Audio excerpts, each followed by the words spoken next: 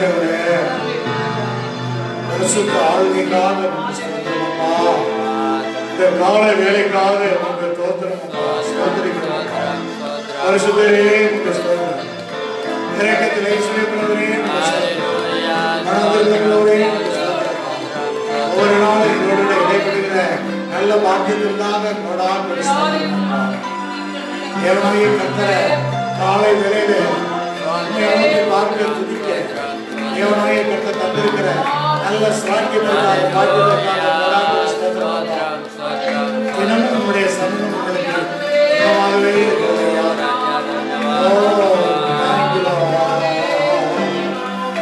இருக்கிறது. தேவாதி தேவனே, ராஜாதி ராஜனே, குருவராக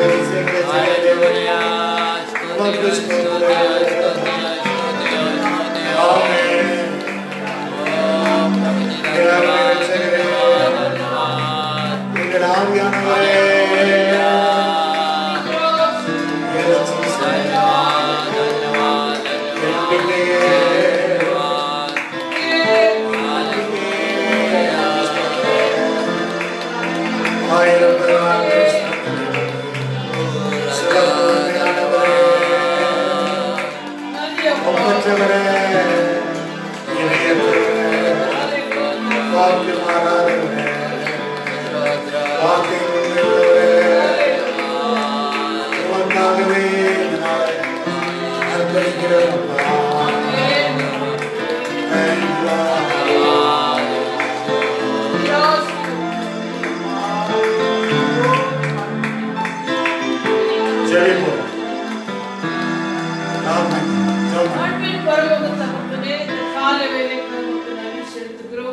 மீண்டும் ஒரு புதிய நாளை எங்களுக்கு தந்து இந்த புதிய நாளிலும் நாங்கள் உம்முடைய கிருபையை காண்படி உடைய ஆலயத்திலே விசேஷித்த வண்ணமாய் இந்த காணொளி காட்சி மூலமாக இந்த நாளிலும் உம்முடைய வார்த்தைக்காக உம்முடைய பிரசன்னத்திற்காக வாஞ்சியோடு கூடாரங்களிலே தன்னங்களிலே காத்திருக்கிற ஒவ்வொரு குடும்பத்தாரையும் ஒவ்வொரு சகோதர சகோதரிகளையும் இந்த நாளிலும் உம்முடைய நினைவு கூறும்படி திராய அன்புடைய காணொளி காட்சியை நீ முற்றிலும் ஆசீர்வதியும். இந்த நாளிலே உம்முடைய மன்னாவின் மேலே நாங்கள் வாஞ்சியாய் இருக்கிறோம். கலங்கமில்லாத ஞானம் பாலின் மேலே புதிதாய் பிறந்த குழந்தையை போல இந்த நாளிலும் நாங்கள் வாஞ்சியோடு அதை அங்கீகரித்துக் கொள்ள ஏற்றுக்கொள்ள உம்முடைய வசனத்தின்படியே உம்முடைய வழிகளிலே பாதைகளிலே நாங்கள் ஒவ்வொருவரும் அதை செம்மையாய் உறுதியாய் பற்றிக்கொள்ள நாங்கள் அதில் நடக்கும்படி உம்முடைய வார்த்தையை அது நலமாய் சமாதானத்தை போல கர்த்தாவே கடற்கரை அலையை போல் புரண்டு வரும்படி நதியை போல் புரண்டு வரும்படி இந்த நாள் முழுவதும் உடைய கரத்தில் இந்த நாள் அப்படியே இந்த காணொளி காட்சி கண்டு கொண்டு இருக்கிற ஒவ்வொருவருக்கும் கர்த்தாவே உடைய நீதி அல்லேலூயா நதியை போல புரண்டு இயேசுவின் நாமத்தில் ஜெபிக்கிறோம் ஜீவனுள்ள பிதாவே ஆமென். இயேசுவின் நாமத்தினாலே இந்த புதிய நாளிலும் கர்த்தருடைய சமூகத்திலே ஒவ்வொருவரையும் வாழ்த்தி இந்த ஆன்லைன் ப்ரோக்ராம்ல உங்களை பங்கெடுக்க கர்த்தர் தினந்தோறும் உதவி செய்கிறார். மீண்டும் கூட உற்சாகமாக தேவ சமூகத்திலே ஒரு பாடலை பாடி நாம் தேவ சமூகத்தில் இன்னும் கட்டி செல்வோம். அல்லேலூயா. எதை நினைத்தும் நீ கலங்காதே, யெகோவா தேவன் உன்னை நடத்தி செல்வார். எதை நினைத்து நீங்கள் கலங்க வேண்டாம், தேவன் உங்களை நடத்தி செல்கிறவராக இருக்கிறார். அல்லேலூயா. விசுவாசத்தோடு இந்த பாடலை நாம் பாடுவோம்.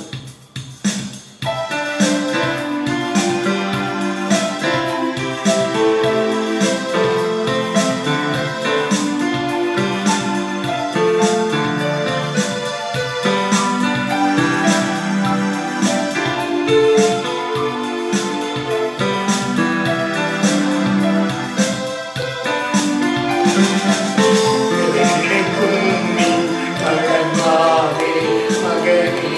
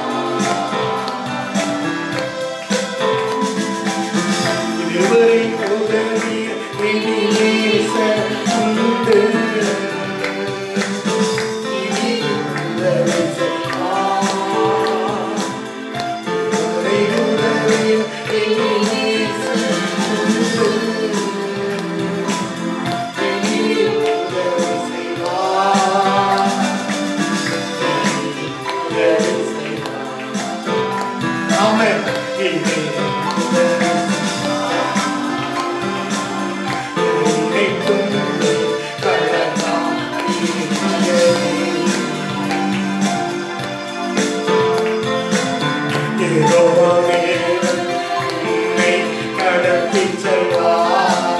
சுவாசத்தோட சொல்லுவோமா? ஆமென். யெகோவா தேவன் என்னை நடத்தி செல்வார். இன்னொரு சரி சொல்லுவோம். யெகோவா தேவன் என்னை நடத்தி செல்வார். சுதந்திரம் தெய்வம் யெகோவா ராமாவுக்கு ஒரு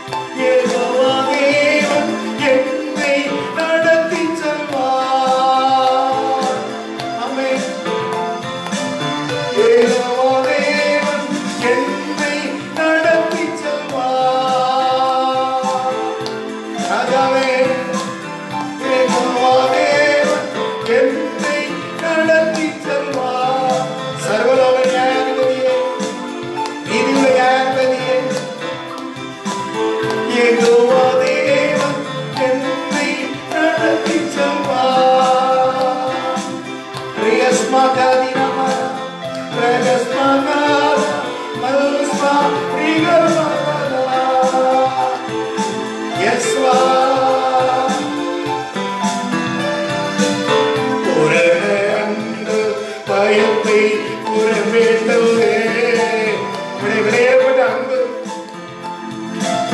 அன்பிலே பயத்தை பரிசுத்தாவியை கொண்டு ஒரு இதயத்திலே ஊற்றப்பட்டிருக்கிறது. ரோமர் 5:5. அந்த நம்பிக்கை உன்னை வெட்கப்படுத்தவே படுத்தாது. சொல்லுவோமா? மீண்டும் ஒரு பயத்தை புறமே தவிர அன்பிலே பயத்தை அன்பிலே பயமில்லை. எஸ், அன்பிலே பயமில்லை. ஆமென். அன்பிலே பயமில்லை. இதை நினைத்தும் கலங்கிடவே மாட்டேன். எதுவும் பிரிக்காதப்பா. ஏதோ தேவன் என்னை நடத்தி செல்வார். ஏதோ தேவன் என்னை நடத்தி செல்வார். ஏதோ தேவன் என்னை நடத்தி செல்வார். ஏதோ தேவன் என்னை நடத்தி செல்வார். சத்தமா? ஏதோ தேவன் என்னை நடத்தி செல்வார். ஏதோ தேவன் என்னை நடத்தி செல்வார். ஏதோ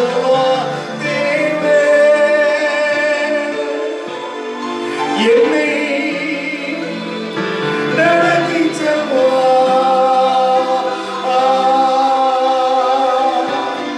ரகஸ்மாதினம் யெகோவா தேவன் மதுரஸ்மி ரகஸ்மாதாகான என்னை நடத்தி செல்வார்.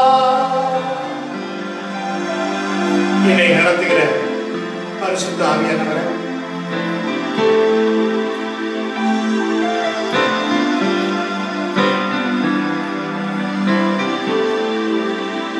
மழை போல உள்ளதெல்லாம் பனி போல மாற்றுகிறது. புள்ளி பெய்கிற பனி மேல சூரியன் புள்ளியை மேல பெய்கிற பனி மேல அந்த பனி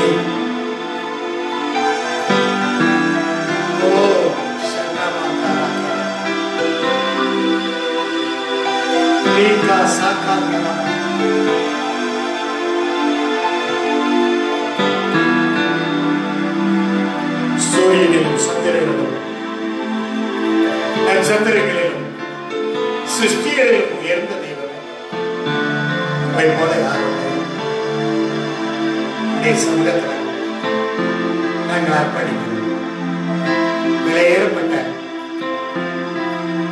உங்களுடைய அன்புக்காக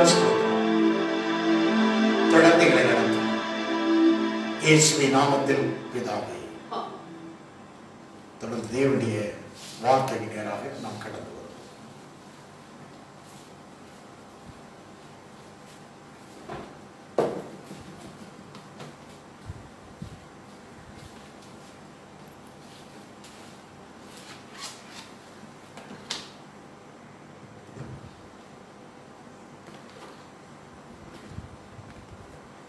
அப்போஸ்தலர் நடவடிக்கைகள் 17ஆம் அதிகாரம் 24, 25, 26, 27 வசனங்களில் வாசிக்கிறோம். உலகத்தையும் அதில் உள்ள யாவற்றையும் உண்டாக்கின தேவனானவர் வானத்திற்கும் பூமிக்கும் ஆண்டவராய் இருக்கிறபடியால் கைகளினால் கட்டப்பட்ட கோயில்களில் அவர் வாசம் பண்ணுகிறதில்லை. எல்லாருக்கும் ஜீவனையும் சுவாசத்தையும் சகலத்தையும் கொடுக்கிற அவர் தமக்கு யாதொன்றும் தேவையானது போல மனுஷர் கைகளால் பணிவிடை கொள்கிறதில்லை. மனுஷ ஜாதியான சகல ஜனங்களையும் அவர் ஒரே இரத்தத்தினாலே தோன்ற பண்ணி பூமியின் மீதெங்கும் குடியிருக்க செய்து முன் தீர்மானிக்கப்பட்ட காலங்களையும் அவர்கள் குடியிருப்பின் எல்லைகளையும் குறித்திருக்கிறார். கர்த்தராகிய தம்மை அவர்கள் தடவியாகிலும் கண்டுபிடிக்கத்தக்கதாக தம்மை தேடும்படிக்கு அப்படி செய்தார். அவர் நம்மில் ஒருவருக்கும் தூரமானவர் அல்லவே. அல்லேலூயா. 4 வசனங்களை நாம் வாசித்தோம். அவர் நம்மில் ஒருவருக்கும் தூரமானவர் அல்லவே. அவர் நம்மில் ஒருவருக்கும் தூரமானவர் அல்லவே. முழு உலகத்திற்கும் ஆண்டவராகிய கர்த்தர். வேதம் சொல்லுகிறது, வானத்திற்கும் பூமிக்கும் ஆண்டவராய் இருக்கிறபடியால் He is Lord of heaven and earth. He is Lord of heaven and earth. வானத்துக்கும் பூமிக்கும் ஆண்டவர்.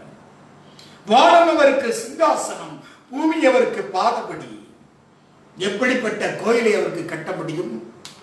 அவ்வளவு பெரிய கோயிலை கட்டணும்னு சொன்னா வானம் அவருக்கு சிங்காசனம், பூமி அவருக்கு பாதபடி. இந்த உலக ஐஸ்வர்யவான்கள் சேர்ந்து கட்டினாலும் அவருக்கு ஆலயம் கட்டிவிட முடியாது. அவர் தங்கத்தக்கதாக. அவர் தங்கத்தக்க ஆலயம் எது? நீங்களே தேவனுடைய ஆலயமாக இருக்கிறீர்கள். தேவனுடைய ஆலயங்களில் வாசமாயிருக்கும் மரியாதை இருக்கலாம். ஒருவன் தேவனுடைய ஆலயத்தை கெடுத்தால் நான் கெடுக்கிறேன், நீங்களே இந்த ஆலயம் என்று சொல்லிவிட்டார். ஆகவே தேவன் லைத்திருக்கக்கூடிய இடம் தேவாலயம். 1 கொரிந்தியர் 3:13 வாசிக்கிறோம். படிக்க நேரம் இல்லை, வேண்டாம். எல்லோருக்கும் ஜீவனையும் சுவாசத்தையும் சகலத்தையும் கொடுக்கிறவர், தமக்கு யாதுண்டு தேவையானது போல மனுஷர் கைகளால் பணிவிடை கொடுக்கிறதில்லை. எல்லாற்றுக்கும் ஜீவனையும் சுவாசத்தையும் தந்து கொடுத்தவர், அவருக்கு ஏதோ தேவையானது போல மனுஷர் கைகளால் பணிவிடை கொடுக்கிறதில்லை. அவருக்கு வேற ஏதோ பணிவிடை, அவருக்கு ஏதோ அவரை கழுவ, அவரை சுத்தப்படுத்த, அவரை சுமக்க தேவையில்லை. அல்லேலூயா. ஆண்டவருடைய நமக்கு இந்த நாட்கள்ல கையினால் கட்டப்பட்ட கோயிலில் அவர் வாசம் பண்ணார். அவர் வாசம் பண்ணக்கூடிய இடம் தேவன் தங்கக்கூடிய ஸ்தலம். அல்லேலூயா. மன மந்தி இருதயத்திலே அவர் வாசம் பண்ணுகிறார். ஆண்டவருடைய நாமத்துக்கு மகிமை உண்டாகட்டும். மனுஷர் கைகளால் அவர் பணிவிடை கொள்கிறார். 26வது வசனத்திலே வாசிப்போம். அதிலிருந்து, மனுஷ ஜாதியான சகல ஜனங்களையும் அவர் ஒரே இரத்தத்தினாலே தோன்ற பண்ணி பூமியின் மீதெங்கும் குடியிருக்க செய்து முன் தீர்மானிக்கப்பட்ட காலங்களையும் அவர் குடியிருப்பின் எல்லைகளையும் குறித்திருக்கிறார். மனுஷ ஜாதியான சகல ஜனங்களையும் அவர் ஒரே இரத்தத்தினாலே தோன்ற பண்ணி பூமி மீதெங்கும் குடியிருக்க செய்து முன் தீர்மானிக்கப்பட்ட காலங்களையும் அவர் குடியிருப்பின் எல்லைகளை அவர் குறித்திருக்கிறார். ஒரே இரத்தத்தினாலே தோன்ற பண்ணி எல்லா மனித ஜாதிகளுக்கும் உள்ளேயும் என்ன இருக்கிறது? மனுஷன் வாழ்வதற்கு மாம்சத்தின் உயிர் எதுல இருக்கிறது? ரத்தத்தில் இருக்கிறது. ஒரே ரத்தத்தினாலே தான் தோன்றப்படுகிறார். எல்லாருக்கும் ஒரே ரத்தம் தான். முழு உலகமும் இந்த வைரஸ்னால பாதிக்கப்பட்டு போயிருக்கிறது. இரத்த பரிசோதனை பண்ணிக் கொள்கிறார்கள். என்ன பரிசோதனை பண்றாங்க? இப்போ முன்னால வெளிநாட்டுக்கு போறவர்கள் தான் என்ன மெடிக்கல் இருக்க படிச்சது. இப்ப உள்நாட்டு உள்ளவர்கள் ஒரு நாட்டுக்கு ஒரு நாட்டு ஒரு ஊருக்கு ஒரு மாநிலத்துக்கு ஒரு மாநிலத்துக்கு கடந்து போனாலே இப்ப COVID-19 டெஸ்ட். ரத்தம் முழு உலகத்திலையும் என்ன பரிசோதனை நடக்கிறது? ரத்த பரிசோதனை. சோதனை. முழு உலகத்திலே எந்த அவன் உயரமாக இருக்கலாம், கட்டையா இருக்கலாம், கலரா இருக்கலாம், கருப்பா இருக்கலாம், எந்த விதத்திலே படித்தவன் படிக்காதவன் எல்லாருக்கையும் ஓடுது ரத்தம். அல்லேலூயா. மனுஷன் அவனுடைய வேலையும் கிரியையும் கொண்டு ஜாதிகளை உண்டாக்கி கொண்டான். அல்லேலூயா. ஆனால் வேதம் சொல்லுகிறது மனுஷ ஜாதியாக சகல ஜனங்களையும் ஒரே இரத்தத்தினாலே தோன்ற பண்ணியிருக்கிறார். மனிதனை தோன்ற பண்ணினது ஒரே இரத்தம், எல்லாருக்கும் ஒரே இரத்தம். அல்லேலூயா. வேற கலர்ல இருக்குதா? இரத்தம். முழு உலகத்திலையும்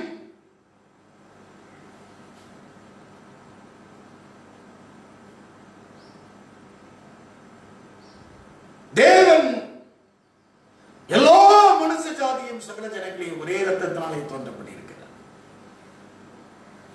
ஆகவே கர்த்தராகிய நம்மை அவர்கள் தடவியாக கண்டுபிடிக்கத்தக்கதாக தம்மை தேடும்படி அப்படி செய்தார். அவர் நம்மில் ஒருவருக்கும் தூரமானவர் அல்லவே.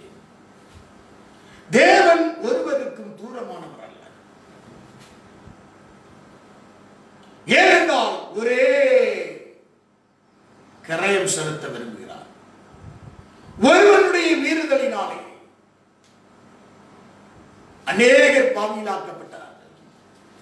ஒருவருடைய கீழ்ப்படியினாலே அநேகர் நீதிமாக்கப்படுகிறார்கள். ஒரு இரத்தம், பரிசுத்த இரத்தம் சிந்தப்பட வேண்டியதாக இருக்கிறது. பாவத்துக்கு பரிகாரமாக இந்த பூமியிலே ஒற்றும் மனிதன் செய்ய முடியாது.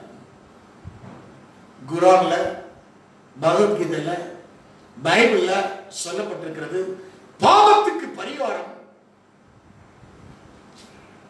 ரத்தம் சிந்தல், இல்லாமல் பாவ மன்னிப்பில்லை.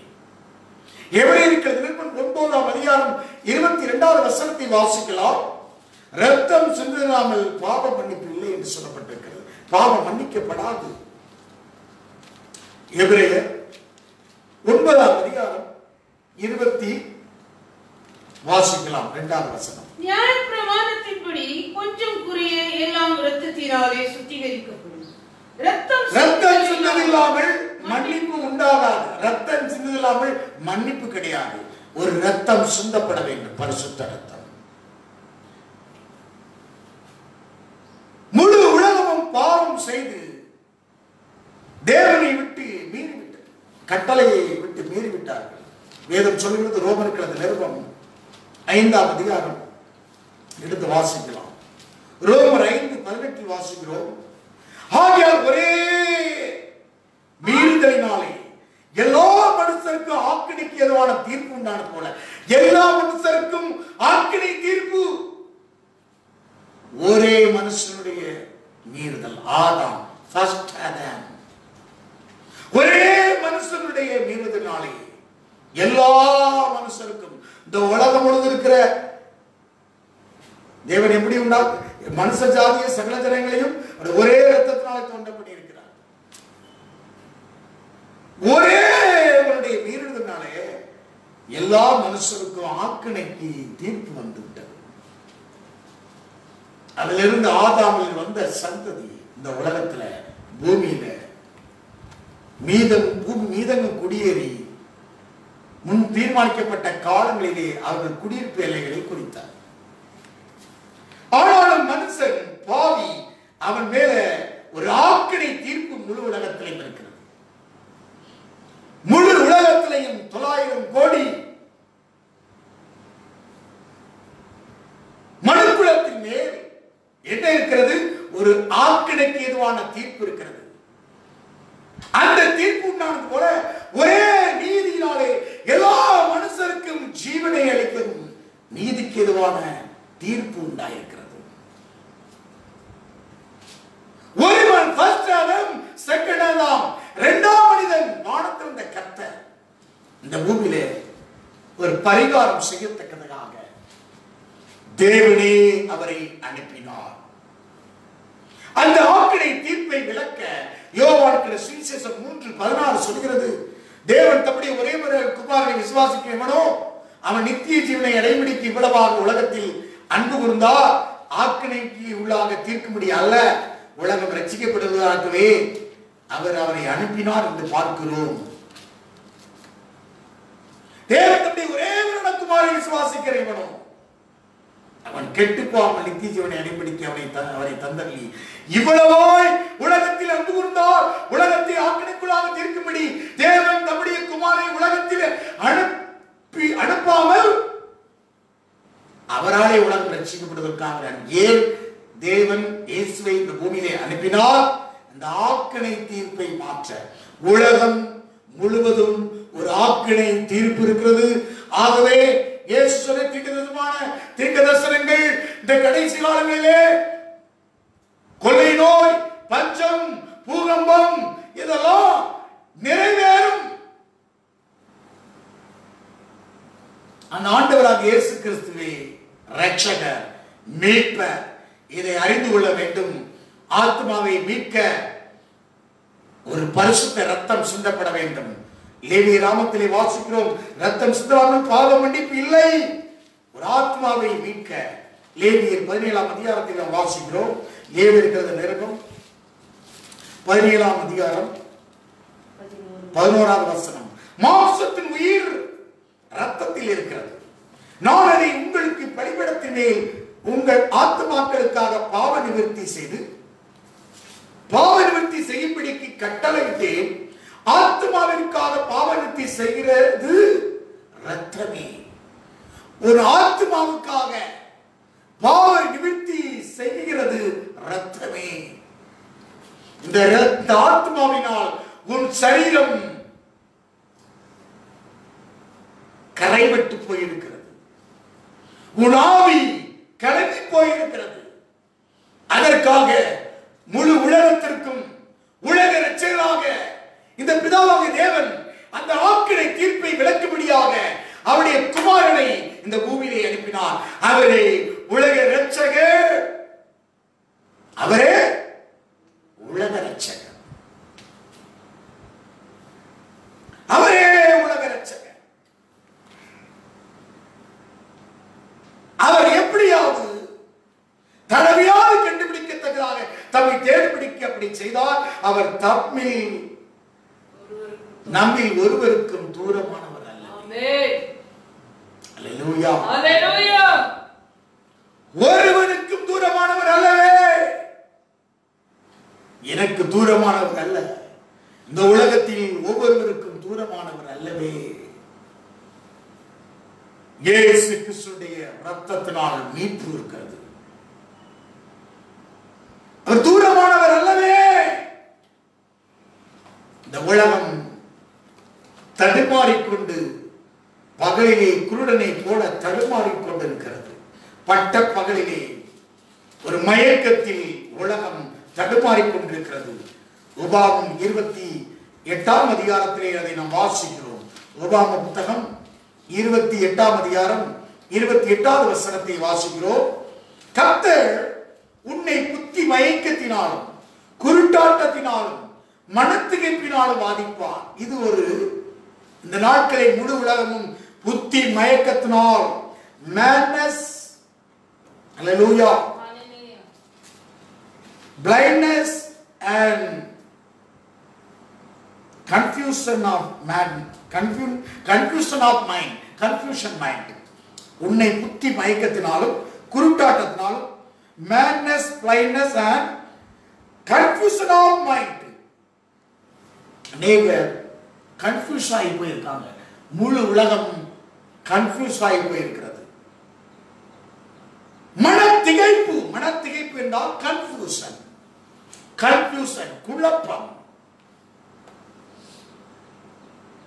புத்தி மயக்கம், குருட்டாட்டம். குருடன் அந்த காலத்திலே தடவி திரிகிறது போல நீ பட்ட பகலை தடவி கொண்டு திரிவாய். உன் வழிகள் ஒன்றுக்கு உனக்கு வாய்க்காதே போம். உதவி செய்வார் இல்லாமல் நீ என்னாலும் ஒடுக்கப்பட்டுவனும் பறிகொடுக்குமாயிருப்பாய். அப்படிப்பட்ட குருட்டாட்டமான காலங்களிலே பட்ட பகலை தடவி திருக்க இந்த உலகத்தை பார்த்து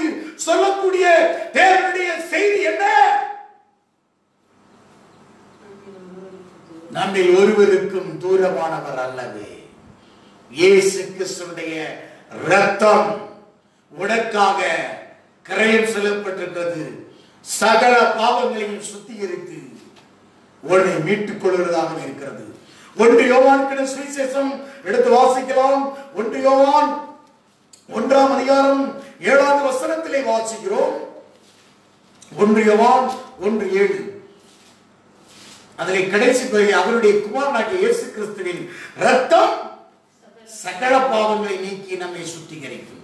இயேசு கிறிஸ்துடைய அவருடைய இரத்தம் சகல பாவங்களை நீக்கி நம்மை சுத்திகரிக்கும். நம்முடைய பாவங்களை 9ஆம் வசனத்தில் நாம் அறிக்கையிட்டால் பாவங்களை நமக்கு மன்னித்து எல்லா அநியாயத்தை நீக்கி நம்மை சுத்திகரிப்பதற்கு அவர் உண்மையும் நீதி உள்ளவராக இருக்கிறார். உன் பாவங்களை அறிக்கையிட்டு, பாவங்களை மறைக்கிறவன் வாழ்வடைய மாட்டான், அறிக்கை செய்து விட்டுவிடனோ இரக்கம் பெறுவான். நீதிமொழியில் 28ஆம் அதிகாரத்திலே நாம் வாசிக்கிறோம். பாவங்களை மறைக்கிறான், வாழ்வடைய மாட்டான், அறிக்கை செய்து விட்டுவிடனோ இரக்கம் பெறுவான். 13ஆவது வசனத்திலே வாசிக்கிறோம். நீ மறைக்காதே, தடவி திரியக்கூடிய நாட்களே, சிறுவயது முதலாய் இதுவரைக்கும் செய்த அத்தனையும் நீ அறிக்கை செய். நீ பட்டப்பகலை தடவி திரியக்கூடிய குருட்டாட்டனை போல உனக்கு நீ மன திகைப்போடு விட, நீ குழப்பத்தோடு விட வாழ அவசியமில்லை. இயேசுவை உனக்கு பரிகாரியாக இருக்கிறார். நானே உன் பரிகாரி. அந்த இயேசு உன்னை தேடி வந்திருக்கிறார். இந்த பூமியிலே அவரால் அந்த ஆக்கணையை, தீர்ப்பை விளக்க, தண்டனையாக, நீதி தண்டனையாக என் ஆண்டவராக இயேசு கல்வாரி சிலுவையிலே உனக்காக வெளியாகி இருக்கிறார். அல்லேலூயா. ஆண்டவருடைய நாமத்துக்கு மகிமை உண்டாகட்டும். எபேசியர்கள் 1ஆம் அதிகாரம் 7வது வசனத்திலே வாசிக்கிறோம். அவருடைய கிருபையின் ஐஸ்வர்யமான இரத்தத்தினாலே பாவ மன்னிப்பாக மீட்பு இவருக்குள் நமக்குண்டாயிருக்கிறது. அவருடைய கிருபையின் ஐஸ்வர்யத்தினாலே, அவருடைய இரத்தத்தினாலே பாவ மன்னிப்பாக மீட்பு இவருக்குள் நமக்குண்டாயிருக்கிறது. இயேசு கிறிஸ்துவின் கிருபையின் ஐஸ்வர்யம். இந்த உலகத்திலே எவ்வளவு பெரிய ஐஸ்வர்யத்திலே தேசம் உயர்ந்திருக்கலாம், எவ்வளவு பெரிய ஐஸ்வர்யவானாக இருக்கலாம், ஆனால் கிருபையின் ஐஸ்வர்யமான விலையேறப்பட்ட இரத்தத்தினால் அந்த இயேசு கிறிஸ்துவை கொண்டே தடவி திரிந்து கொண்டிருக்கிற, மனத்திகைப்பிலே குழப்பத்தோடு இருக்கிற என் ஜனமே, இன்றைக்கு அறிக்கை செய்து மனம் திரும்பு. அவர் உனக்கு தூரமானவர் அல்ல, உனக்கு தூரமானவர் அல்ல. இன்றைக்கு இயேசுவே என்று நீ அறிக்கை செய்து கூப்பிடு. இயேசுவுடைய பரிசுத்த இரத்தத்தினால் என்னை கழுவும் என்று அறிக்கையிடு. கொலோசியர்கள் 2 எடுத்து வாசிக்கலாம். 1ஆம் அதிகாரம் 13வது வசனம் 14வது வசனம் சொல்கிறது, அவருக்குள் அவருடைய இரத்தத்தினாலே பாவம் மன்னிப்பாக மீட்பு நமக்கு உண்டாயிருக்கிறது. அவருடைய இரத்தத்தினாலே, ஆண்டவராகிய இயேசு கிறிஸ்துவின் இரத்தத்தினாலே. அடுத்த வசனம் சொல்லுது, அவர் அதரிசனமான தேவனும் தற்சொரூபமும் சர்வ சிருஷ்டிக்கு முந்தின பேருமானவர். அவர் யார்? The image of the invisible God. He is the image of the invisible God. காணக்கூடாத தேவன், invisible God. இந்த காணக்கூடாத தெய்வம் இன்னைக்கு காணக்கூடாத invisible enemy. காணக்கூடாத கொரோனாவுக்கு மனிதன் திகைத்து போய் குழப்பத்தோட குருட்டாட்டமாக ஓடிக்கொண்டு பயந்து ஒழிந்து கொண்டிருக்கிற இந்த காலத்திலே வேதம் சொல்கிறது, அந்த invisible of God, invisible of enemy, அவனை எதிர்க்க உன்னால கூடுமா? அந்தவராக இயேசு கிறிஸ்து எதுக்கு பரிகாரி. ஹல்லேலூயா. அவரே உனக்கு பரிகாரியாக இருக்கிறார். இன்விசிபிள் எனிமி, காணக்கூடாத தெய்வம். Invisible God, invisible enemy. இந்த வைரஸை காண முடியல, காணக்கூடாத இந்த வைரஸுக்கு காணக்கூடாத தெய்வத்தை நீ ஆண்டவராக இயேசு கிறிஸ்துவின் இரத்தத்தினால் அந்த பாவ மன்னிப்பாக மீட்பு உனக்கு உண்டாகும் போது நிச்சயமாகவே உனக்கு பெரிய ஒரு அதிகாரத்தை தருகிறார். அல்லேலூயா. உனக்கு பெரிய ஒரு மீட்பு, அவனை இருக்கக்கூடிய ஒரு மீட்பு உண்டு. அவரே பரிசுத்தர். அந்த பரிசுத்த இரத்தத்தை கொண்டுதான் உனக்கு மீட்பு. மத்தேயு 1:18 வாசிக்கிறோம். இயேசு கிறிஸ்துவை ஜகனகத்தின் விவரமாக அவருடைய தாயக மரியாள் யோசேப்புக்கு நியமிக்கப்பட்டிருக்கையில் 2 பேர் கூடி வருமனே பரிசுத்த ஆவியினால் கற்பதியானார். பரிசுத்த வித்து மனுஷனுடைய எல்லாமே இந்த உலகத்திலே பாவிதான். ஒருவனுடைய மீறுதலாலே எல்லாரும் பாவிகளாயிட்டார்கள். ஒருவனுடைய கீழ்ப்படியினாலே ஆண்டவராகிய இயேசு கிறிஸ்து கல்வாரி சிலுவையிலே உனக்காக கரையம் செலுத்தி இருக்கிறார். அந்த பரிசுத்தர்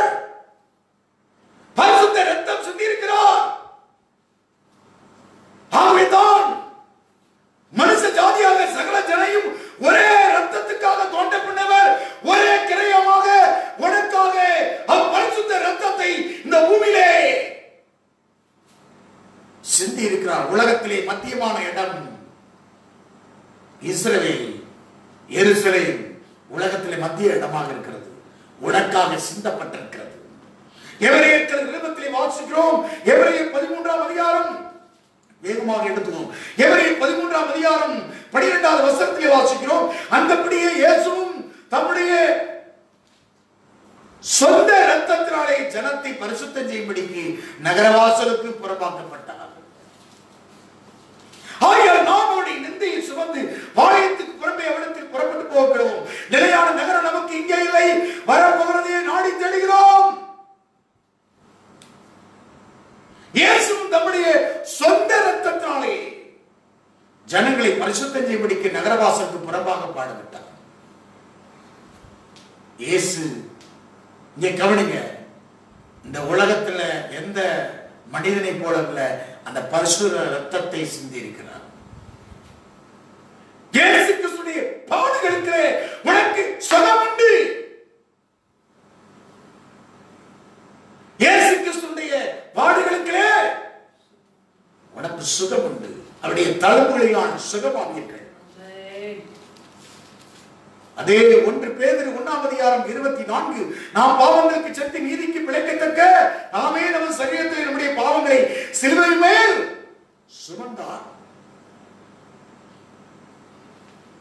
நாம் பாவங்களுக்கு செத்து நீதிக்கு பிழைக்கும்படிக்கு அவர்தாமே தமது சரீரத்திலே தம்முடைய பாவங்களை சிலுவை மேல் சுமந்தார். அவருடைய தழும்புகளால் குணமாகும். அவருடைய தழும்புகளால் குணமாகிறோம். நமக்கு ஒன்று கிரயம் செலுத்தப்பட்டிருக்கிறது. முழு உலகத்துக்கும் கிரயம் செலுத்தப்பட்டிருக்கிறது. நமது ஆண்டவராகிய இயேசு கிறிஸ்து பரிசுத்தர். அல்லேலூயா. உன்னை மீட்க, உலகத்தை மீட்க, இன்விசிபிள் எனிமியை எதிர்க்க இன்விசிபிள் காடால முடியும். அவர்தான் யாரு? நமது ஆண்டவராகிய இயேசு கிறிஸ்து. அவர்தான் அவருடைய தற்சொரூபம். இப்படி சொல்லப்பட்டிருக்குது அந்த கொலைசியர்ல. அவர்தான் அதரிசனமானது. அதரிசனமான தேவனுடைய தற்சொரூபமும் சர்வ சிருஷ்டிக்கும் முந்தின வேறுமானவர். ஆதியிலே வார்த்தை இருந்தது, வார்த்தை தேவனிடத்தில் இருந்தது, அவர் தேவன் இருந்தார், சகலம் ஒருமாய் உண்டாயிற்று. அவரே அந்த அதரிசனமான தேவன். அதரிசனமான தேவனை இந்த பூமியிலே வெளிப்படுத்தினவர் யார்? ஆண்டவராகிய இயேசு கிறிஸ்து. பிதாவை ஒருவனும் ஒரு காலம் கண்டதில்லை. பிதாவின் மடியிருக்கிற ஒரே பேரான குமாரன் இயேசு பிதாவை வெளிப்படுத்தினார். ஆகவே இந்த இன்விசிபிள் எனிமி அதை எதிர்க்கிறதுக்கு காணக்கூடாத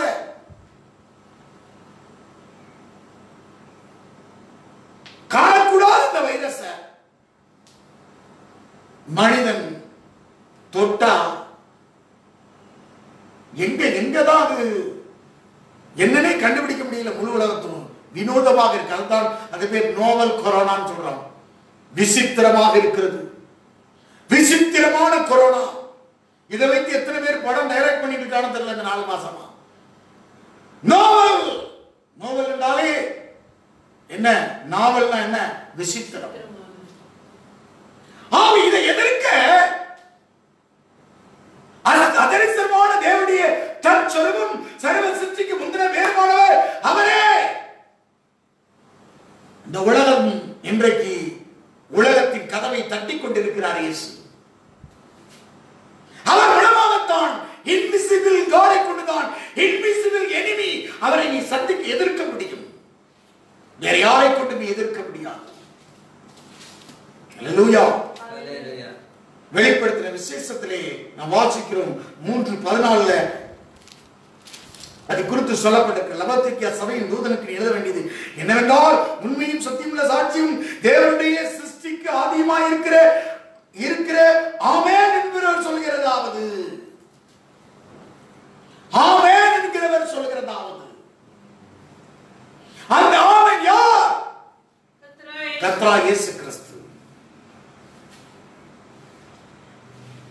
ஆதியிலே வார்த்தை இருந்து, வார்த்தை தேவனிடத்திலிருந்து, அவர் தேவனோடு இருந்தார். தேவனுடைய சிருஷ்டிக்கு ஆதியமாய் இருக்கிறவர் ஆமென் என்பவர் சொல்கிறதாவது, ஆதியமாய் இருக்கிற ஆமென். சபைக்கு தலையாய் இருக்கிறவர் இயேசு. அந்த சபைக்கு எழுதுகிறார், உன் கிரியைகளை அறிந்திருக்கிறேன். நீ குளிருமல்ல அனலுமல்ல, நீ குளிராவது அனலாவது இருந்தால் நலமாய் இருக்கும். இப்படி நீ குளிரும் உண்டே அனலும் இன்றி வேறு வெதுவாக இருப்பதினால் உன்னை என் வாயில் என்று வாந்தி பண்ணி போடுவேன். குளிரும் இல்ல அனலும் இல்லாம இன்னைக்கு சபை இருக்கிறது. உலகத்துக்கு ஒரு செய்தி, சபைக்கும் அதேதான் சொல்லப்பட்டிருக்கிறது. அல்லேலூயா. குளிரும் அனல் இல்லாம இருந்தா உன்னை வாந்தி பண்ணி போட்டு போடுவேன்.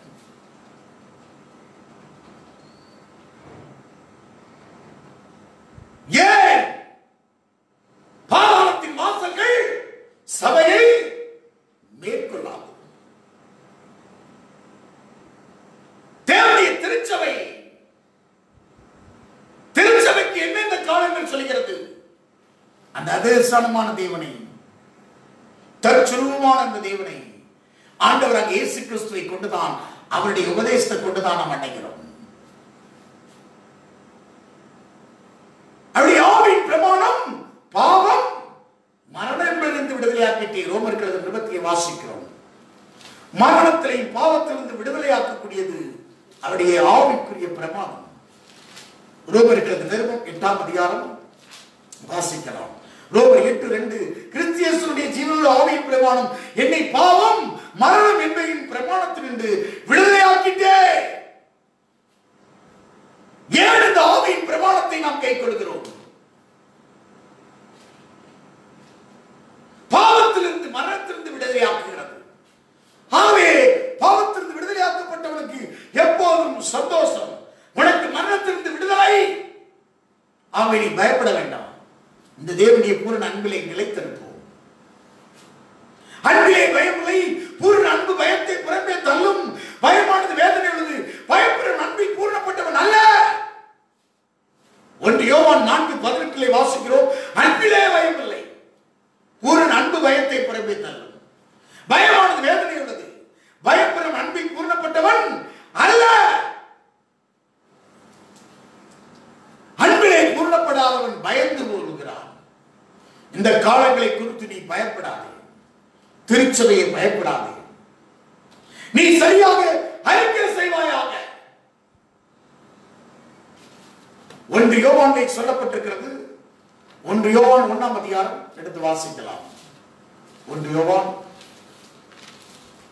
1ஆம் அதிகாரம் 9ஆம் வசனம். நம்முடைய பாவங்களை நாம் அறிக்கையிட்டால் பாவங்களை நமக்கு மன்னித்து எல்லா அநியாயத்தையும் நீக்கி நம்மை சுத்திகரிப்பதற்கு அவர் உண்மையும் நீதி உள்ளவராக இருக்கிறார். ஆண்டவருடைய சமூகத்தில் வந்தோம். இந்த பூமியில இருக்கிற வரைக்கும் நமக்குல பாவ சுவாபம் இருக்கிறது. ஆகவேதான் 10வது வசனத்தில் சொல்கிறார், நாம் பாவம் செய்வதில்லை என்போமானால் நாம் அவரை பொய்யராக்கிறவராக இருப்போம். அவருடைய வார்த்தை நமக்கு இருக்கிறார்கள். இந்த பூமியிலே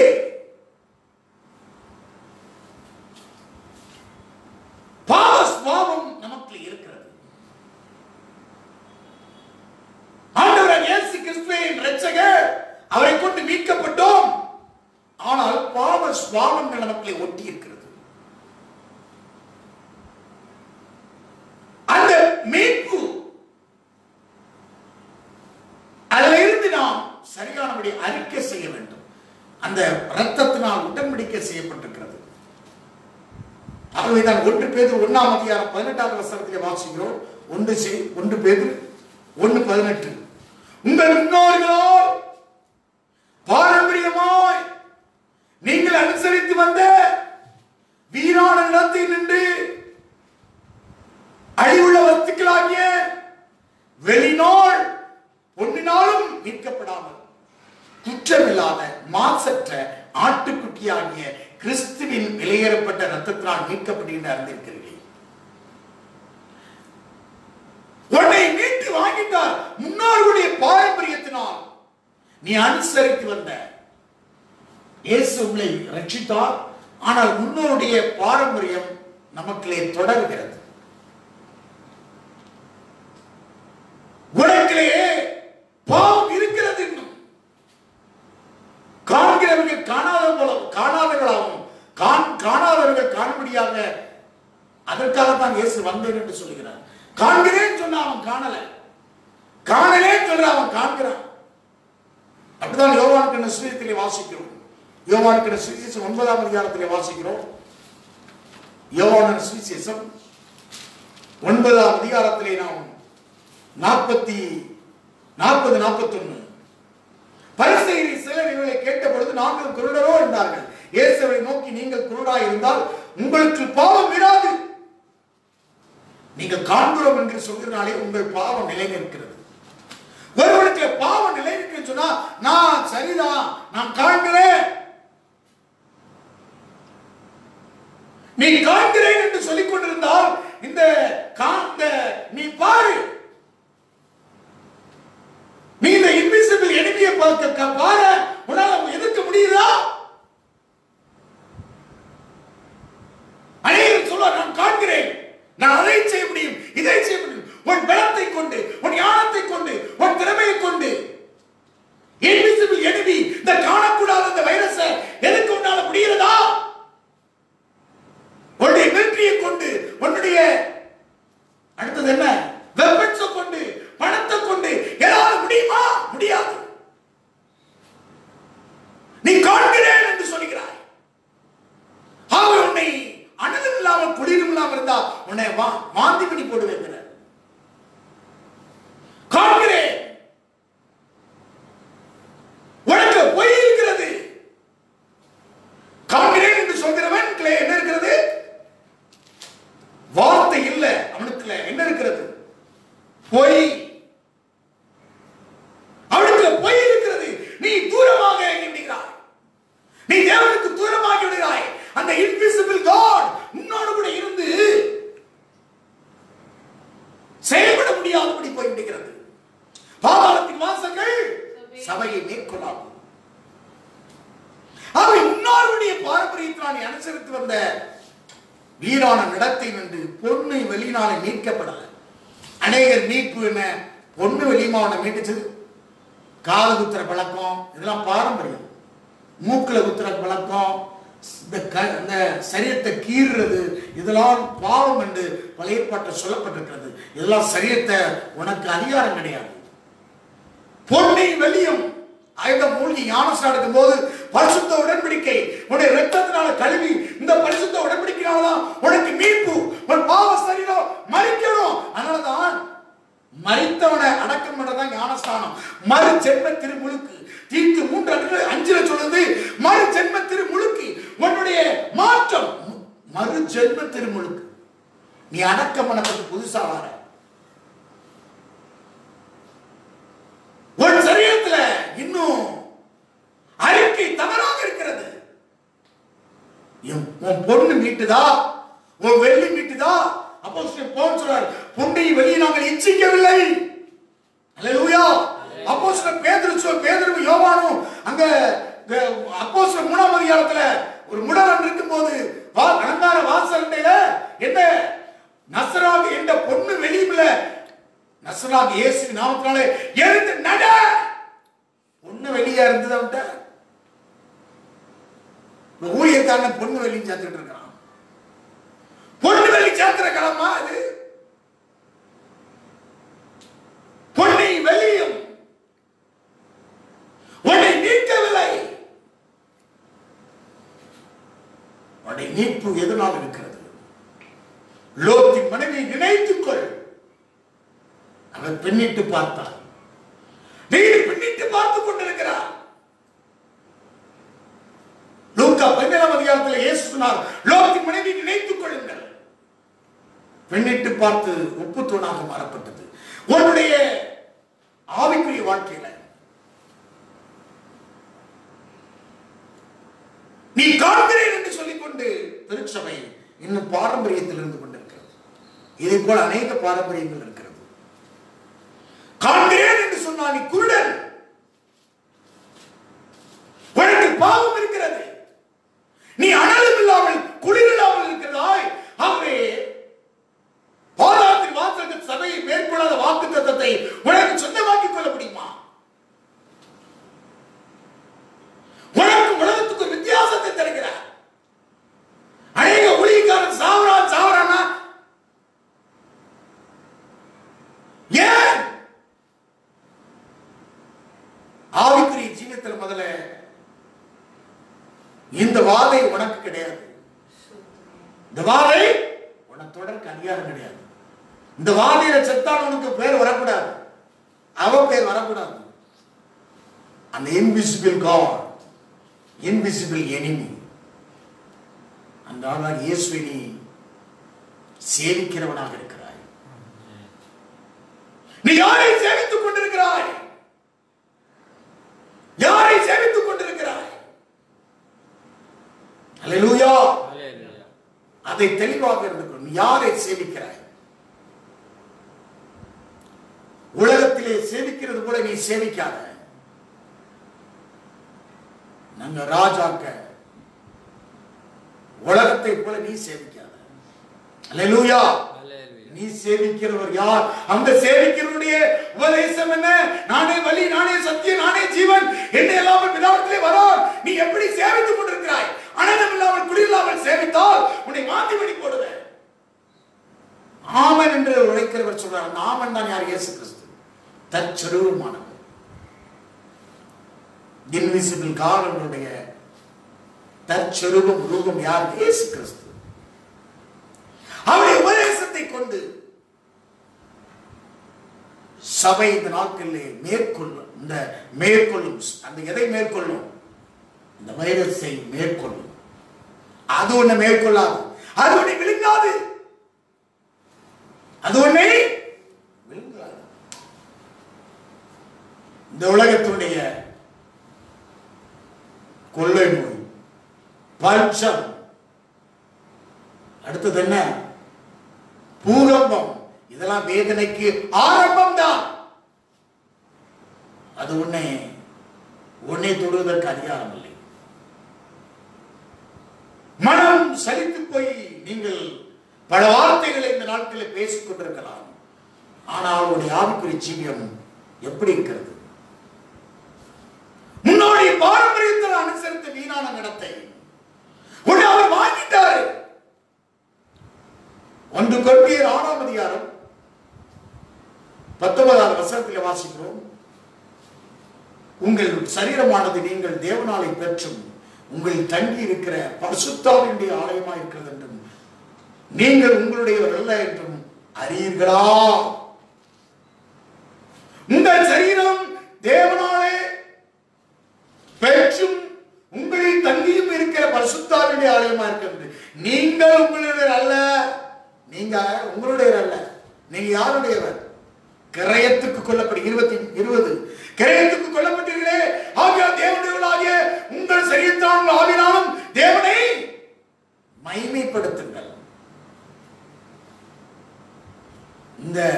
கிரயத்துக்கு கொல்லப்பட்ட இந்த சரீரம் தேவனுடையது. உங்க சரீரத்தினால் ஆவினாலும் தேவனை மேம்படுத்துது. நீங்கள் உங்களுடைய அல்ல, கிரயத்துக்கு விலையிடப்பட்ட ரத்தத்தினால் உன்னை மீட்டு இருக்கிறார். கிருபை ஐஸ்வரியத்தினால் உன்னை மீட்டு இருக்கிறார். அப்படி மீட்கப்பட்டவனுக்கு நீங்கள் நீங்களாக இருக்காதீர்கள், அவருடையவராக மாறுங்கள். நீங்கள் உங்களுடைய அல்ல. அநேக அவன் ஜாதியை சொல்லி உயர்த்திட்டு இருக்கிறான், தன்னுடைய குலத்தை சுழித்து உயர்த்தி கொண்டிருக்காத. இயேசுவின் ரத்தத்தினால் உண்மையாகவே நீ கழுவப்பட்டு சொன்னால் அந்த வெறித்தனம், அந்த பொல்லாத அசுத்தம், பொல்லாத அருவருப்புலாம் உனக்கு இருக்காது. அல்லேலூயா. நீ உங்களுடைய அல்ல, முழு உலகத்துக்கும் அவர் கரையில் செலுத்தப்பட்டிருக்கிற இயேசு கிறிஸ்துவின் ரத்தம். நீ ஒரு ரத்த சம்பந்தத்துல போய் உறவாடி கொண்டிருக்கிற. உன்னுடைய பாசை வேற இருக்கலாம், இனம் வேற இருக்கலாம், ஊர் வேற இருக்கலாம், ஜாதி வேற இருக்கலாம், எது வேண்டுமே இருந்தாலும் ஒரே ரத்தத்தினால் நீ கழுவப்பட்டு சம்பாதிக்கப்பட்ட சபைக்குள் வந்திருக்கிறாய். ஒரே ரத்தம், அவர்தான் உனக்கு தலையாக இருக்கிறார். ஒரே ஆவினால் தாமதிக்கப்பட்டிருக்கிறாய். இதுதான் ஐக்கியம். அந்த அறிக்கை தான் உனக்கு ஒரே அப்பத்தில் ஒரே பாத்திரத்தில் நீ பானம் பண்ணுகிறாய். அப்படி இப்படி இந்த சரியான அறிக்கை செய்யாத இடத்துல நீ ராபோஜனம் பண்ணா உனக்கு வியாதி வரும், நீ நித்திரை அடைவ. அடுத்தது என்ன சொல்லப்பட்டிருக்கு? உனக்கு நீ சிலர் பலவீனப்பட்டு போவாங்க. 3 காரியத்தை சொல்றார். வியாதி வரும், பலவீனப்படுவ, சிலர் மரித்து போவாங்க.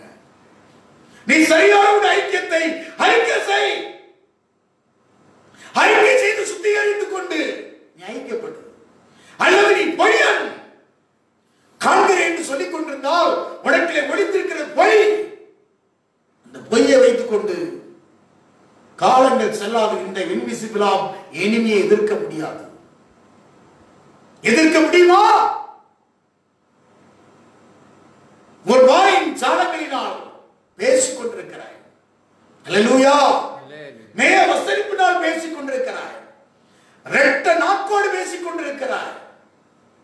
இரு மனதோடு பேசிக் கொண்டிருக்கிறாய். அறிக்கை செய்யணும் சரியானபடி. இந்த வரக்கூடிய நாட்கள்ல இந்த வைரஸும் இல்ல, இன்னும் அதிகமான கொடிய காலங்கள் வருகிறது. இதற்கு தப்புவிக்க வேண்டும் என்று சொன்னால் உன் அறிக்கையை இந்த நாட்களில் சரியாக செய். அதைத்தான் அந்த 1 யோவானிலே அவர் தெளிவாக எழுதுகிறார். 1 யோவான் 1ஆம் அதிகாரம் 9-10 வசனங்களை வாசிப்போம். 8வது வசனம், நமக்கு பாவம் இல்லை என்போமானால் நம்மை நாமே வஞ்சிக்கலாக இருப்போம். 8வது வசனம், நமக்கு பாவம் இல்லை என்பவனால் நம்மை நாமே வஞ்சிக்கலாக இருப்போம். சத்தியம் நமக்கு இராது. நம்முடைய பாவங்களை நாம் அறிக்கையிட்டால் பாவங்களை நமக்கு மன்னித்து எல்லா அநியாயத்தை நீக்கி நம்மை சுத்திகரிப்பதற்கு அவர் உண்மை நீதி உள்ளவராக இருக்கிறார். நாம் பாவம் செய்யவில்லை என்பவனால் நாம் அவரை பொய்யராக்கிறோம். அவருடைய வார்த்தை நமக்கு இராது. வார்த்தை இல்லாதவனுக்கு இந்த இன்விசிபிள் எனிமியை எதிர்க்க உனக்கு தைரியம் இல்லை. உன்னை தொடாது. அது எங்க சுத்தி இருக்குன்னு உனக்கு தெரியாது. நீ இப்படி காலம் முழுவதும் நீ வாழ முடியாது. இதுக்கு மருந்து கண்டுபிடிக்காத, இது HIV வைரஸை விட மோசமான அந்த வைரஸ் ஆகிட்டு போகும். அல்லேலூயா. ஒவ்வொரு காலங்களையும் ஒரு விதமான வைரஸ் வந்திருக்கிறது. இந்த கொடிய காலத்துல, பாவம் பெருகின காலத்துல இப்படிப்பட்ட கொடியதை அனுப்பப்பட்டிருக்கிறது. ஆகவே உனக்குள்ள பாவம் இல்லைன்னு சொன்னால் நீ தன்னை தானே வஞ்சிக்கப்பட்டிருக்கிறாய். நாம் வஞ்சிக்கிறவராக இருப்போம். ஆண்டுடைய சமூகத்துல இந்த நாளில் நாம் அறிக்கை செய்வோம். அவரே உன்னை மீட்டுக் கொண்டவர், ரட்சிப்பை தந்தவர். ஒரு சில தேவனுடைய சமூகத்துல நாம் ஒப்பு கொடுப்போமா? Praise Jesus. பரிசுத்த ஆவியானவரே, இந்த நாளை பேசுகிறோம். பரிசுத்தரே உமக்கு ஸ்தோத்திரம் ஆண்டவரே. தேவனுடைய கிருபைகளுக்காக ஸ்தோத்திரம். Praise you, Jesus. Oh, Ramakala Sakara. Thank you, Lord.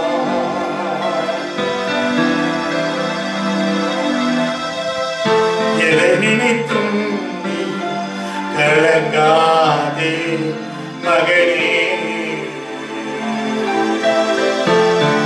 Jehovah தேவன் என்னை நடத்தி செல்வார்.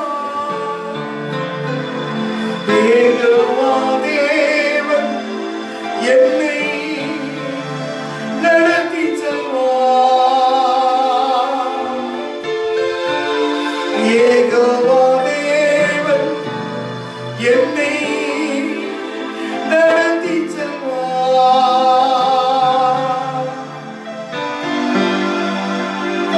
சுகம் தரும் தெய்வம் யெகோவா ராபா உண்டு. பூரண சுகம் தருவார். சுகம் தரும் தெய்வம் யெகோவா ராபா உண்டு. பூரண சுகம் தருவார். பூரண சுகம் தருவார்.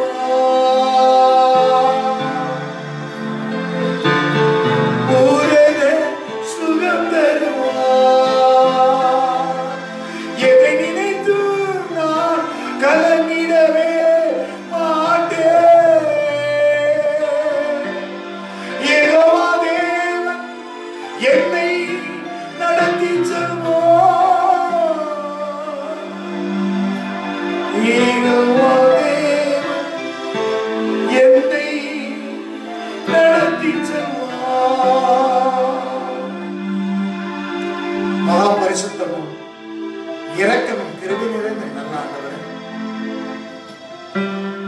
நாங்கள் பண்ணின உடன்படிக்கையில அந்த அறிக்கையை இன்னும் உறுதியாக மற்றும் சுத்திகரிப்பு செய்து தேவனிடத்தில் கிட்டி சேர எங்களுக்கு அனுகூலமாக்கி தந்ததுக்காக தன் சொரூபமானவர் ரூபமானவர் தேவனுடைய ரூபமானவர் மகிமையின் சொரூபம் தன்மையுமானவர் உங்களுடைய வல்லமையுடைய வசனத்தினாலே இந்த பூமியை தாங்கிக் கொண்டிருக்கிறார். உண்மை கொண்டதானப்பா உங்களுடைய வல்லமையான உபதேசத்தை கொண்டுதான் நாங்கள் குணமாகிறோம்.